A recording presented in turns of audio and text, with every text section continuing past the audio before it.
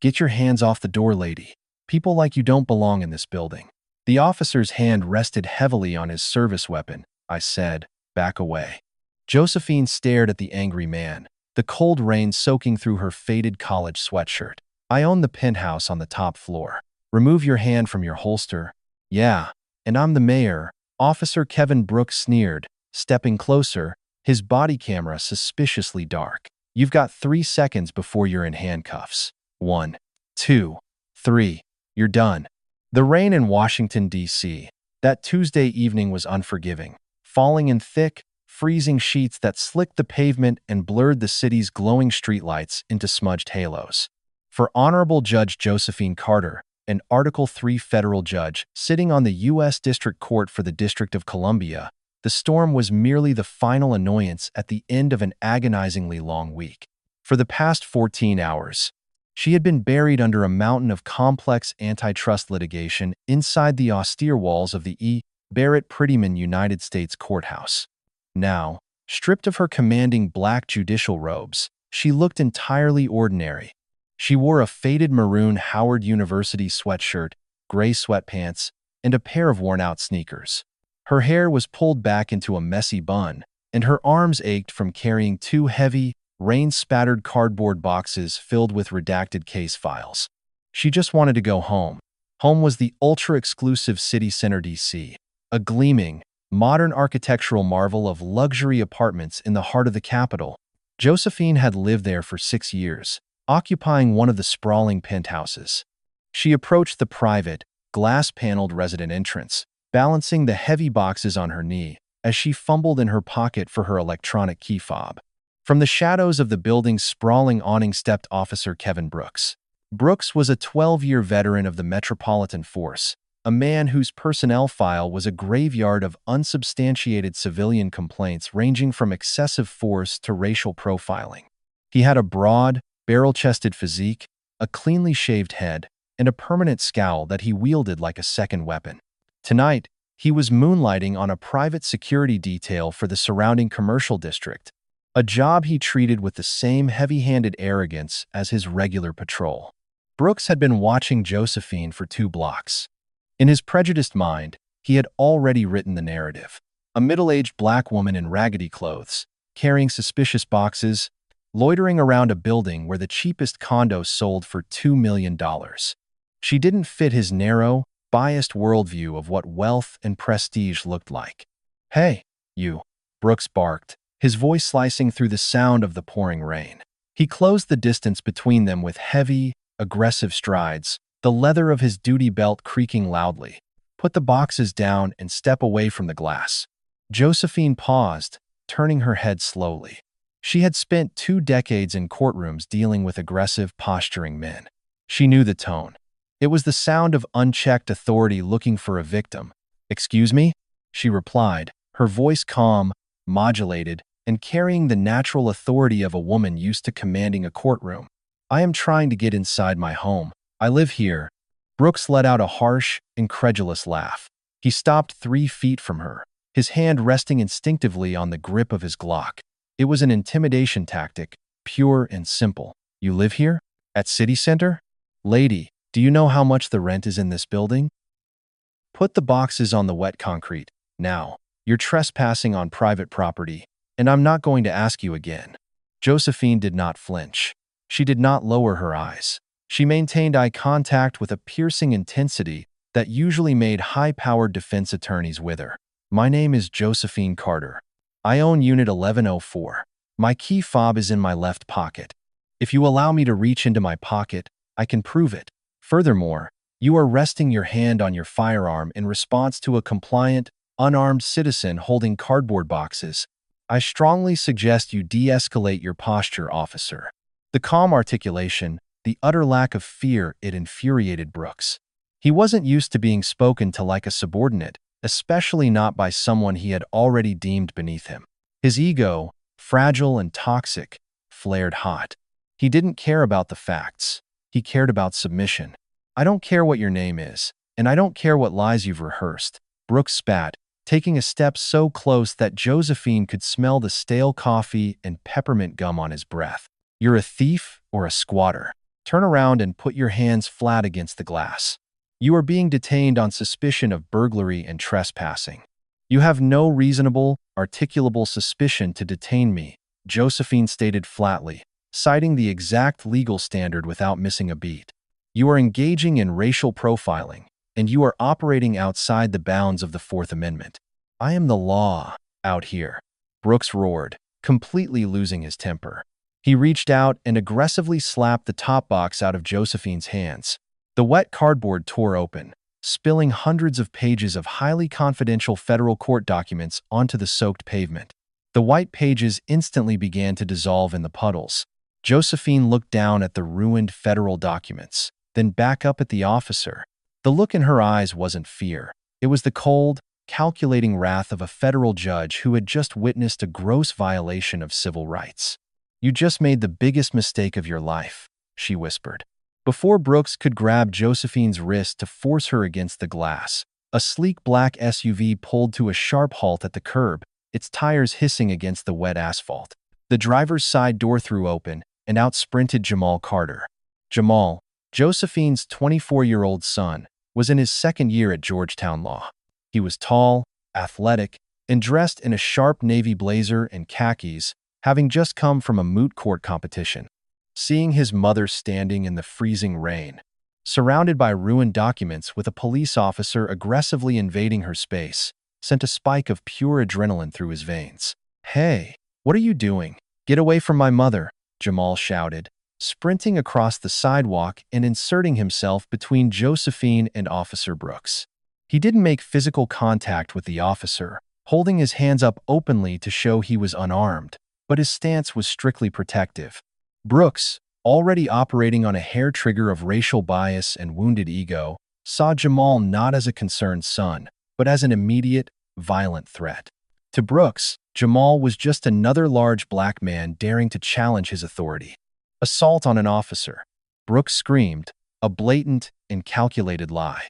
Before Jamal could utter another word, Brooks unclipped his taser and fired. The two heavy prongs buried themselves into Jamal's chest. 50,000 volts of electricity surged through the law student's body. Jamal let out a strangled, agonizing cry as his muscles locked instantly. He collapsed onto the wet, hard concrete, convulsing violently among the scattered federal documents. "Jamal!" Josephine screamed, her stoic facade finally cracking as a mother's terror took over.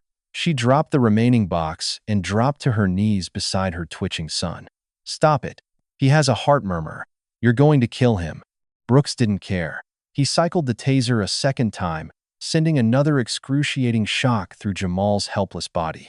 "Get on the ground, both of you. Face down in the dirt," Brooks yelled, kicking Jamal sharply in the ribs for good measure. He quickly keyed his radio. "Unit 44, I need backup at City Center. 2 suspects resisting arrest, assaulted a police officer, send a wagon." Josephine threw her body over her son to protect him from another kick.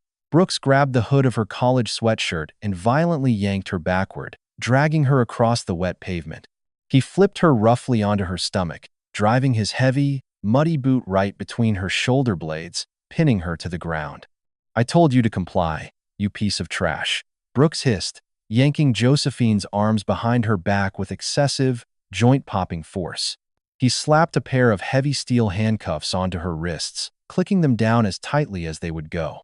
The metal instantly bit into her skin, cutting off the circulation. He then moved to Jamal, who was still groaning and disoriented, and roughly cuffed him as well. Within minutes, the wailing of sirens cut through the storm. 2 patrol cruisers and a prisoner transport van screeched to a halt in front of the luxury building. 4 other officers jumped out, completely ignoring the luxurious surroundings and the scattered papers.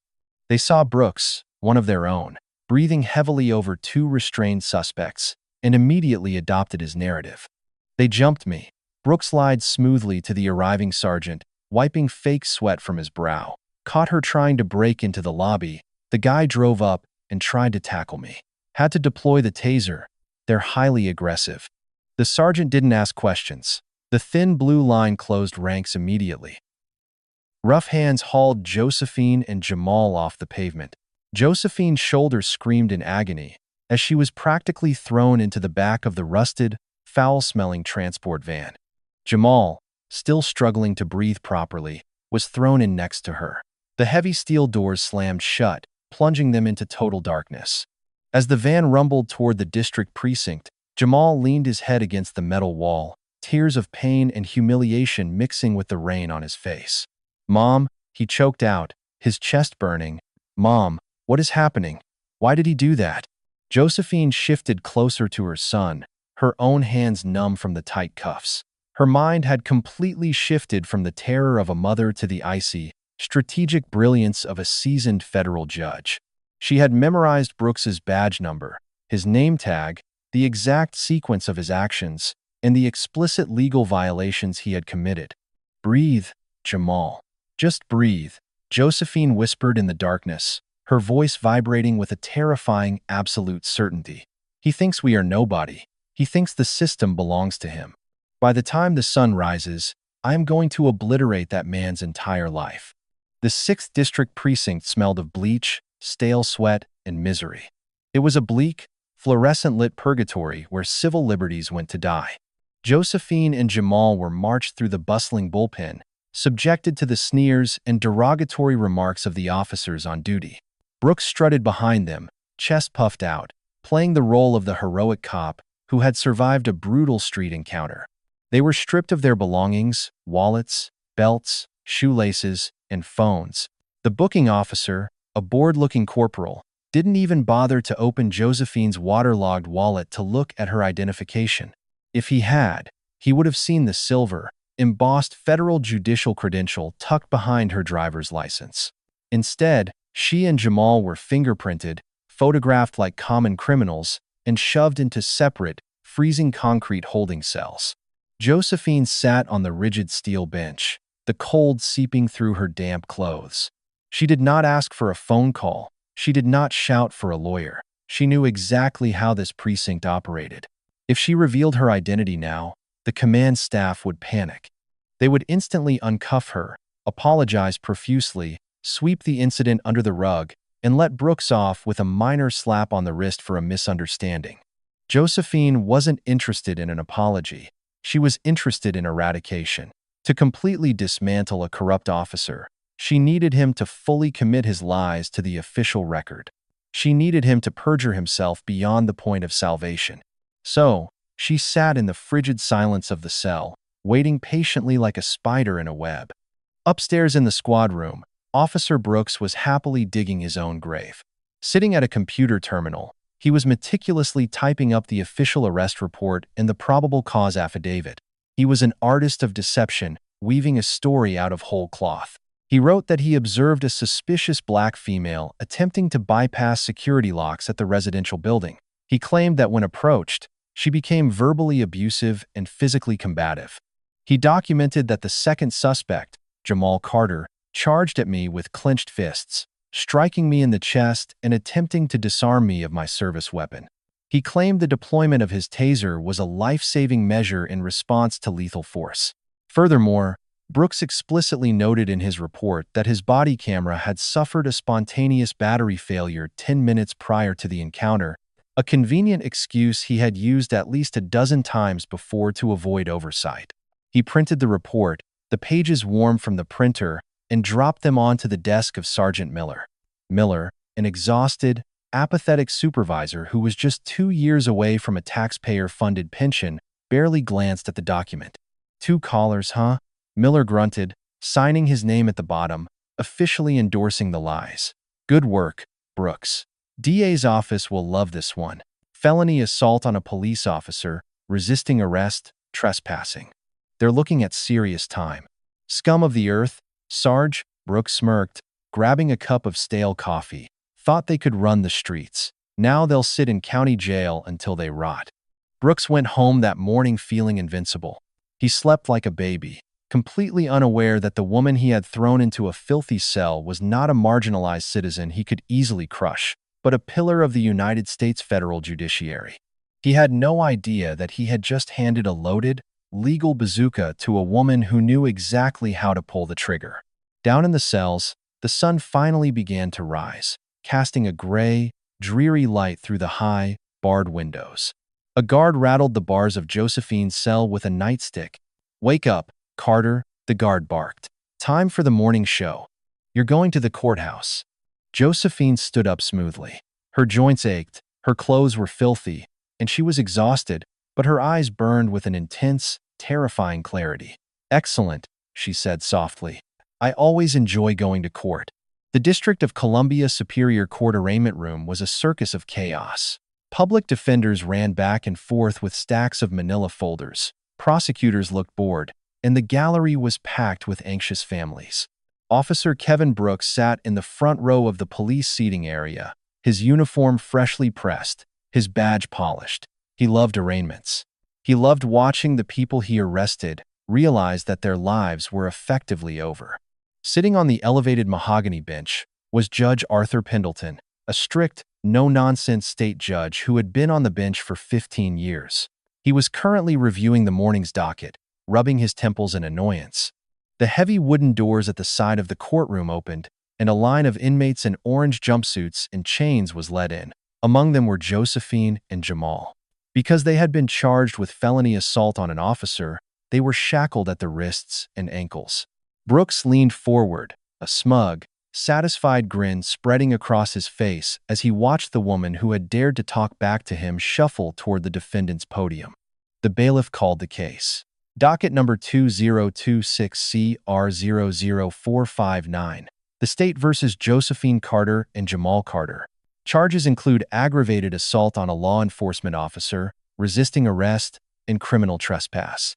The assistant district attorney, a young, eager lawyer named Reynolds, stood up. "Your Honor, the state views these defendants as an extreme flight risk and a danger to the community. They viciously attacked Officer Brooks without provocation. We are requesting bail be denied, and they be remanded to county lockup." Judge Pendleton didn't look up right away. He was reading Brooks's falsified affidavit. "Very well. Let me look at the defendants." Pendleton raised his eyes from the paperwork and looked down at the podium. His eyes landed on the woman in the faded, filthy sweatshirt and the heavy chains. The courtroom was suddenly incredibly silent. The ambient coughing and shuffling seemed to evaporate. Judge Pendleton's face went completely, horrifyingly pale. His jaw physically dropped. He took his reading glasses off, wiped them furiously with his tie, and put them back on, leaning so far over the bench he nearly fell out of his chair. Your Honor?" Pendleton stammered, his voice cracking loudly in the silent room. The young prosecutor, Reynolds, looked confused. "Your Honor, are you addressing me?" "No, Mr. Reynolds, I am absolutely not addressing you," Pendleton said, his voice trembling. He stood up slowly. Bailiff, what is the meaning of this? Why is Honorable Judge Josephine Carter, an Article III judge of the United States District Court, standing in my courtroom in shackles?" A collective gasp sucked all the oxygen out of the room. Officer Kevin Brooks felt the blood drain entirely from his head. His heart stopped beating for a full 3 seconds. A cold, suffocating weight dropped into his stomach. The smug grin slid off his face, replaced by a mask of sheer, unadulterated terror. A federal judge? The words echoed in his mind like a death knell. "She's a federal judge?" Josephine stepped forward. Despite the chains, she commanded the room. "Good morning, Arthur," she said clearly, her voice echoing off the wood paneling. "It appears I have had a rather educational evening regarding the operational standards of our local police department. Get those chains off her." Judge Pendleton roared, his face turning purple with rage. "Get them off her right now." And the young man, "Unshackle them immediately." The bailiff practically tripped over himself, rushing to unlock the cuffs. Josephine rubbed her bruised wrists, then reached into her pocket. She pulled out the waterlogged leather wallet that the precinct had finally returned to her, flipping it open to reveal the brilliant gold and silver badge of the U.S. federal judiciary. "Your Honor," Josephine addressed Pendleton, pointing a single, trembling finger directly at Officer Brooks, who was now visibly shaking in his seat. "The officer sitting in your gallery assaulted me at my own residence. He maliciously electrocuted my son. He falsified a police report. He lied on a sworn affidavit. He has committed severe civil rights violations. I am formally requesting that the district attorney's office drop these fraudulent charges immediately The prosecutor, Reynolds, looked like he was going to vomit. He looked at Brooks's affidavit, then at the federal judge, realizing he had just asked for no bail for one of the most powerful women in the city. Your Honor, the state. The state withdraws all charges with prejudice. We had no idea. You had no idea because you take the perjured word of corrupt officers as gospel. Josephine fired back, her voice ringing with righteous fury. She turned her gaze to Brooks. The look she gave him was executionary. Officer Brooks, you told me you were the law. You were about to find out what the law actually is. The fallout was not local. It was atomic. By noon that same day, the story had exploded across every major news network. Federal judge brutalized and arrested outside her home. Local internal affairs didn't even get a chance to touch the case. Josephine Carter didn't just know the law. She had friends at the absolute highest echelons of the justice system. Within hours of her release, the United States Department of Justice Civil Rights Division launched a massive, full-scale federal investigation. Agents from the Federal Bureau of Investigation raided the 6th District Precinct, seizing computers, duty logs, body cameras, and Brooks's personnel files. The hammer came down on Brooks with biblical force. He was stripped of his badge and gun the moment he walked out of the arraignment room, placed on unpaid suspension, and ostracized by his department.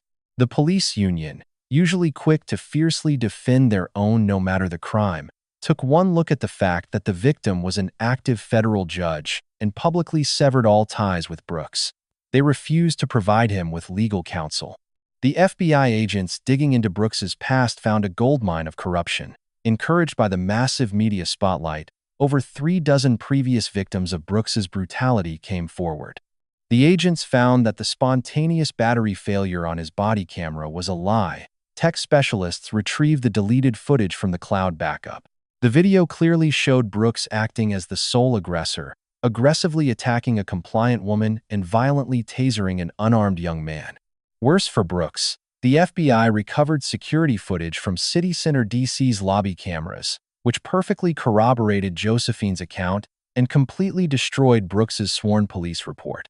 2 weeks later, a federal grand jury was convened. The indictment was swift and merciless. Brooks was not charged with simple state crimes. He was indicted under federal statutes, specifically Title 18 of the United States Code, Section 242, Deprivation of Rights under color of law, because he used a dangerous weapon, the taser, and caused bodily injury. The charges carried catastrophic maximum penalties. He was also charged with federal perjury, evidence tampering, and filing false official records. When the FBI tactical team kicked down the door of Brooks's suburban home to arrest him, there was no professional courtesy. He was thrown face down on his own living room floor, his arms wrenched violently behind his back, and heavy steel cuffs applied to his wrists. The irony was not lost on him as he was dragged out to a federal transport vehicle in front of his staring neighbors. His wife, disgusted and horrified by the revelations of his monstrous behavior, filed for divorce the very next day, taking their children and draining their joint bank accounts to pay for her own relocation. Brooks was placed in federal lockup. He was denied bail, deemed a danger to the community and a flight risk, using the exact same arguments he had so frequently and maliciously used against innocent citizens. In the span of a single month, Kevin Brooks went from a man who believed he was an untouchable god of the streets to a broken, isolated inmate facing decades in a federal penitentiary. The federal trial of United States v. Kevin Brooks was held at the E. Barrett Prettyman United States Courthouse, the very building where Judge Josephine Carter worked. Due to the obvious conflict of interest, an out-of-state federal judge, Honorable Marcus Thorne, was brought in to preside. The trial was a slaughter. Brooks's public defender looked like a man trying to stop a tsunami with a piece of paper. The prosecution, led by a viciously sharp DOJ attorney, systematically dismantled every aspect of Brooks's life and career. The jury watched in absolute, stunned horror as the restored body camera footage was played on the massive courtroom monitors. They saw the arrogant sneer on Brooks's face. They heard him say, "I am the law." They watched him physically assault a respected judge, and they visibly flinched as they watched Jamal Carter scream in agony as 50,000 volts tore through his body. Jamal took the stand, articulate and poised, describing the terror of believing he was going to die on the wet pavement simply for trying to protect his mother. Then, Josephine Carter took the stand. She did not wear her judicial robes. She wore a sharp, conservative gray suit. She spoke with a devastating, cold precision that left the jury hanging on her every word. He did not see me as a citizen. He did not see me as a human being, Josephine testified, her eyes locked onto Brooks, who was staring down at the defense table, too cowardly to meet her gaze. He saw me as a target for his prejudice. He weaponized the authority granted to him by the state to inflict pain, humiliation, and fear. If he was willing to do this to a federal judge in the middle of a wealthy district, one shudders to think what he has done to the voiceless, marginalized citizens in the shadows. The jury deliberated for less than 2 hours. It was a record for the courthouse. When the verdict was read, Brooks was forced to stand. Guilty on all counts. Deprivation of rights, under color of law. Guilty. Federal perjury. Guilty. Evidence tampering. Guilty. 2 months later, the sentencing hearing took place. Judge Thorne looked down from the bench with a look of profound disgust. Kevin Brooks, you were entrusted with a badge and a gun to protect society. Instead, you became the very predator you were sworn to stop. You operated a personal reign of terror fueled by bigotry and arrogance. You thought your badge was a shield for your crimes. You were wrong. Judge Thorne slammed his gavel down. I sentence you to 16 years in a maximum security federal penitentiary without the possibility of parole. You are to be remanded into custody immediately. Brooks collapsed into his chair, sobbing uncontrollably. The tough guy facade was entirely gone, replaced by the pathetic reality of a broken, ruined man. His career was obliterated. His pension was stripped. His family was gone. As the federal marshals grabbed him by the arms to drag him out of the courtroom to begin his 16-year nightmare, he looked back one last time. Sitting in the front row of the gallery, Honorable Judge Josephine Carter watched him go. She didn't smile. She didn't gloat. She simply gave a slow, deliberate nod. The system had tried to crush her, but she had used its full, crushing weight to deliver the ultimate, inescapable karma.